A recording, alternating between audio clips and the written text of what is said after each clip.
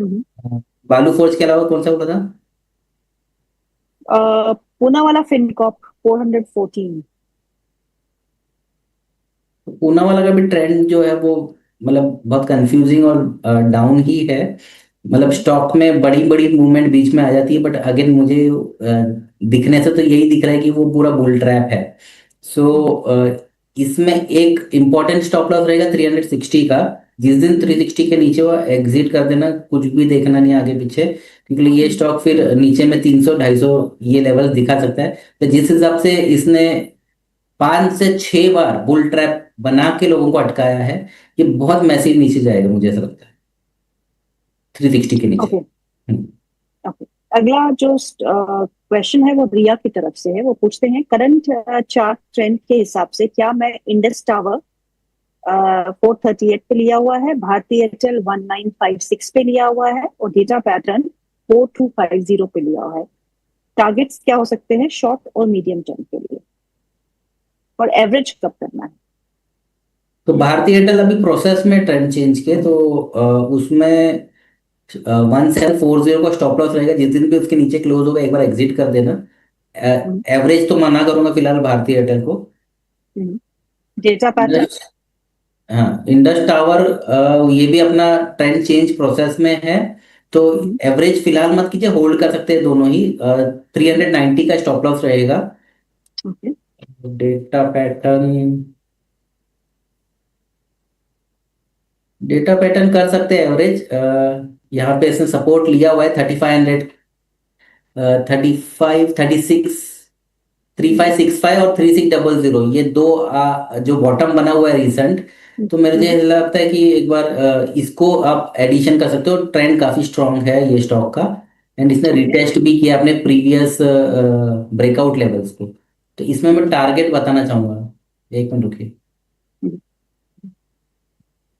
4800 और 5900, ये दो टारगेट है डेटा पैटर्न का। ओके। हाँ, तो किसी को अगर इनिशिएट करना तो कर सकते, कोई प्रॉब्लम नहीं है। और बड़ा लॉन्ग टर्म टारगेट है तो स्टॉप लॉस भी थोड़ा सा डीप रहेगा, तो 3000 का स्टॉप लॉस है। जिस दिन 3000 के नीचे क्लोज करेगा एग्जिट कर देना। जो वैलिडेशन है ये कॉल का वो खत्म हो जाएगा तब। ओके। अनामिका जी का सवाल है। वो बोलते हैं कि मुझे फ्रेश बाइंग करनी है शॉर्ट टर्म में, पर्ल ग्लोबल इंडस्ट्रीज में और एलएनटी में। दोनों ही स्टॉक्स में आपकी क्या राय होगी? Pearl Global and LNT.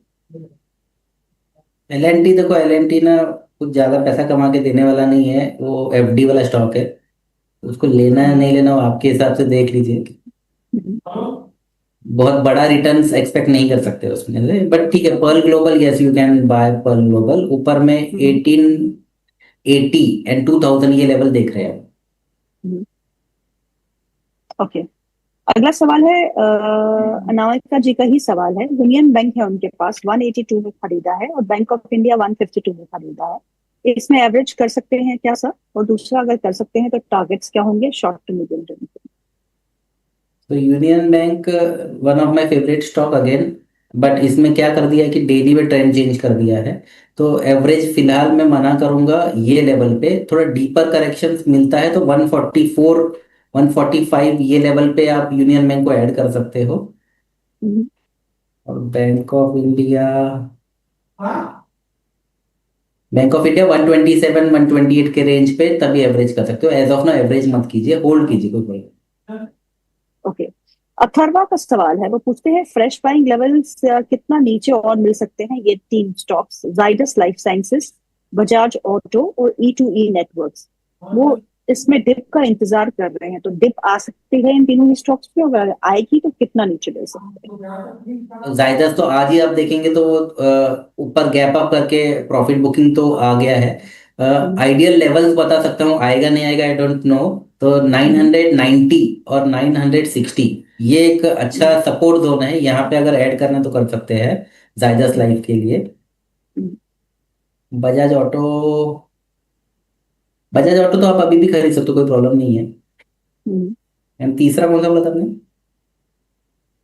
A, Zydus Life Sciences, Bajaj Auto, E2E Network. E2E, E2E भी अभी खरीद सकते हैं, बट आई थिंक शायद वो सर्किट में है वो स्टॉक, इनको बाय करने तो मिलेगा नहीं, बट वो लगा के रख सकते, बाय कर सकते हैं इमीडिएटली, कोई प्रॉब्लम नहीं है। सपना जी का अगला सवाल है। सपना जी पूछती है कि सुप्रिया लाइफ साइंस में फ्रेश एंट्री कर सकते हैं या?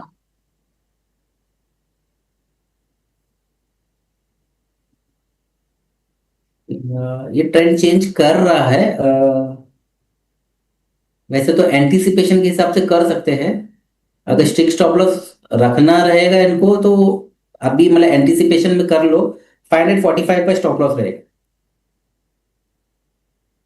अच्छा, आज के दिन में टाटा कम्युनिकेशन में काफी अच्छा एक मूव देखने को मिल रहा है। आप उस स्टॉक को ट्रैक कर रहे हैं? ट्रेंड डाउन है उसका, आज एक मूवमेंट आई है उसमें, और थोड़ा सा लॉन्ग हम्म, टर्म एक ब्रेकआउट फॉलिंग ट्रेंड लाइन का भी आया हुआ है।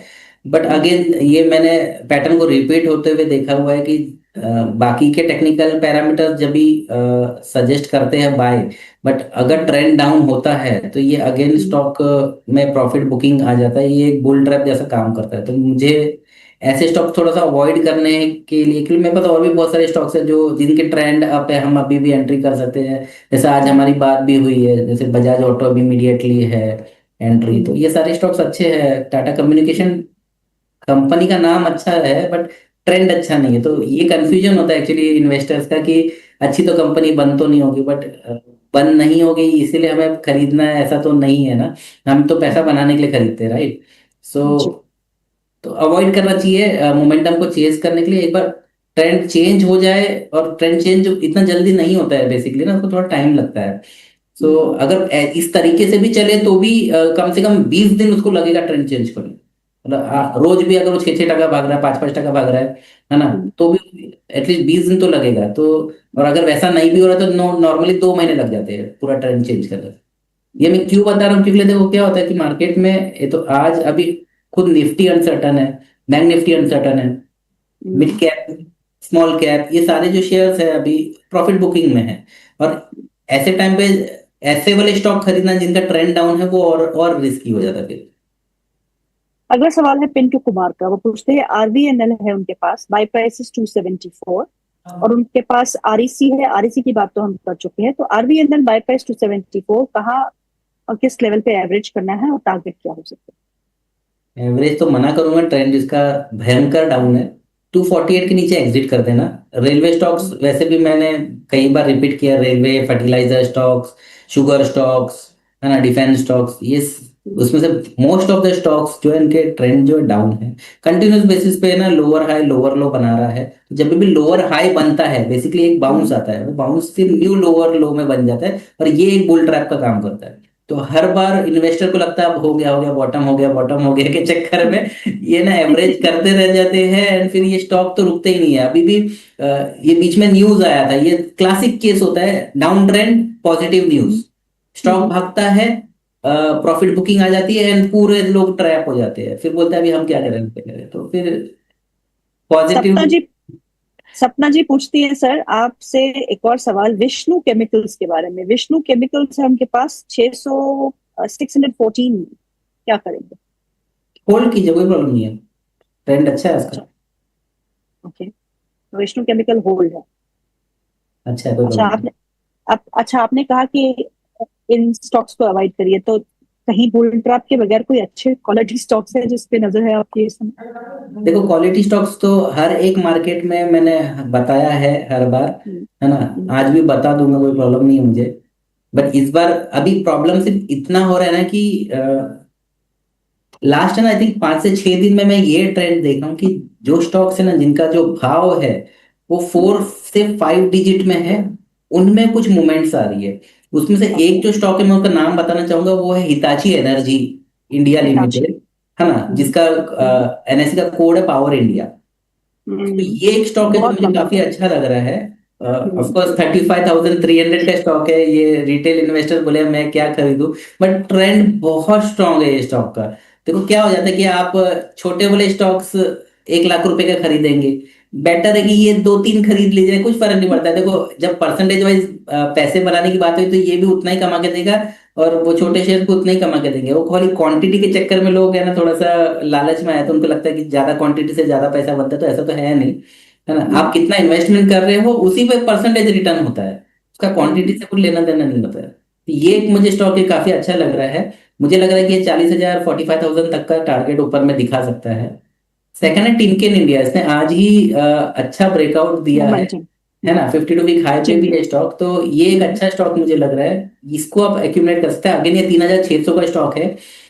मोस्ट ऑफ द स्टॉक्स जो मैंने देखा रिटेल के जो फेवरेट होते हैं वो 500 के अंडर या 100 के अंडर ऐसे स्टॉक्स होते हैं, है ना। वो हाँ, हाँ। अगेन वो पता नहीं क्वांटिटी का क्या लालच है। बट टिमकेन इंडिया ऊपर में 4300 और 5000 ये लेवल्स में देख रहा हूँ। सो इसमें भी एंट्री कर सकते हैं। आज ही फ्रेश ब्रेकआउट है तो कर सकते हैं अभी भी। और विथ वॉल्यूम हुआ मोस्ट। है, वॉल्यूम बहुत जोरदार है आज टिमकेन इंडिया में। तो कुछ तो उसमें पक रहा है मेरे हिसाब से। कल ही आई थिंक इसका रिजल्ट भी था, शायद रिजल्ट अच्छा आया 18 तारीख को। एंड वहीं से एक मोमेंटम पूरा रिवर्स हुआ है स्टॉक में। साहिल का सवाल ले लेते हैं। हीरो मोटो कॉर्प है, उनके पास 5,000 से लॉन्ग है, क्या करे? तो हीरो मोटो, ये हमने भी ना लॉन्ग कॉल दिया था, उसका इनवैलिडेशन लेवल 5099 का था। उसने जिस दिन भी ये स्टॉक मतलब मैंने 23 मार्च पे हमारा स्टॉप लॉस हो गया था। एंड उसके बाद में देख रहे हैं ना चौपी ट्रेंड में चला गया ये स्टॉक। तो मैं तो ये इसको अभी अवॉइड करूंगा फिलहाल के लिए। इसने पूरा ट्रेंड को चेंज कर दिया है। एंड अभी ये मुझे नहीं लगता कि ये रुकेगा नीचे में। 4,500 4,000 लेवल्स भी देख सकते हैं। तो ये एक परफेक्ट मैं बोल सकता हूँ कि टाइम है यहाँ से कि एग्जिट कर लीजिए, क्योंकि एक बड़ा हेड एंड शोल्डर पैटर्न का ब्रेक डाउन आया है स्टॉक में।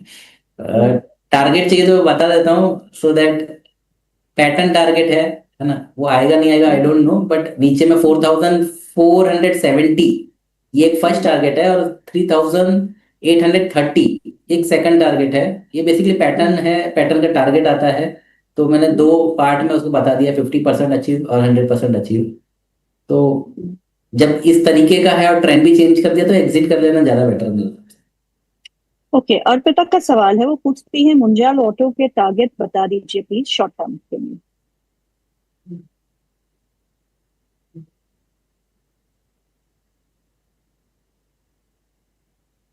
तो अखिल मुंजाल ऑटो ये डाउन ट्रेंड में था स्टॉक, अभी ट्रेंड चेंज कर रहा है। पर ये स्टॉक ने ना काफी बार पहले भी ऐसे किया है कि ट्रेंड चेंज किया है, काफी अच्छा बाउंस दिया है ना, अगेन फिर इसने पूरा ट्रेंड को डाउन कर दिया। तो अभी का जो ट्रेंड चेंज है मैं इस पे कॉन्फिडेंट तो नहीं हूँ, तो ऐड करना तो सवाल ही नहीं पैदा होता। प्लस ऐसे स्टॉक्स है जहाँ पे इनके हमने नाम बहुत कम सुने हुए हैं, है ना। तो इस तरीके के स्टॉक्स को थोड़ा सा अवॉइड कैटेगरी में ही डाल लेना चाहिए। आरवीएनएल पे वो पूछते हैं फिर से पिंटू जी